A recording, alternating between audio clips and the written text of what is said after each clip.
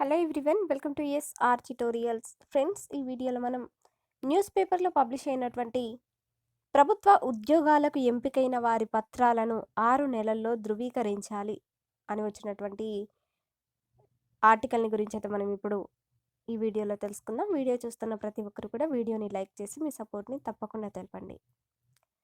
ప్రభుత్వ ఉద్యోగులుగా ఎంపికైన వారి పూర్వాపరాలు, వ్యక్తిత్వం, జాతీయతకు సంబంధించిన పత్రాలను నియామక తేదీ నుంచి 6 నెలల్లోగా తనిఖీ చేసి ధృవీకరించాలని అన్ని రాష్ట్రాల పోలీస్ శాఖలను సుప్రీంకోర్టు ఈ నెల 5వ తేదీన ఆదేశించింది. ఇలా ధృవీకరించుకున్న తర్వాతే ఆ అభ్యర్థుల ఉద్యోగాన్ని ఖరారు చేయాలని సుప్రీంకోర్టు ద్విసభ్య ధర్మాసనం స్పష్టం చేసింది.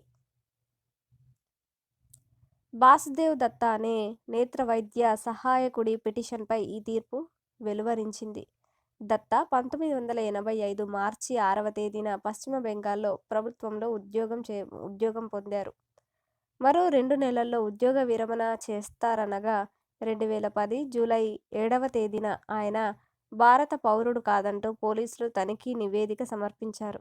దాంతో ఆయన్ను ఉద్యోగం నుంచి తొలగించగా పశ్చిమ బెంగాల్ రాష్ట్ర అడ్మినిస్ట్రేటివ్ ట్రైబ్యునల్కు ఫిర్యాదు చేశారు.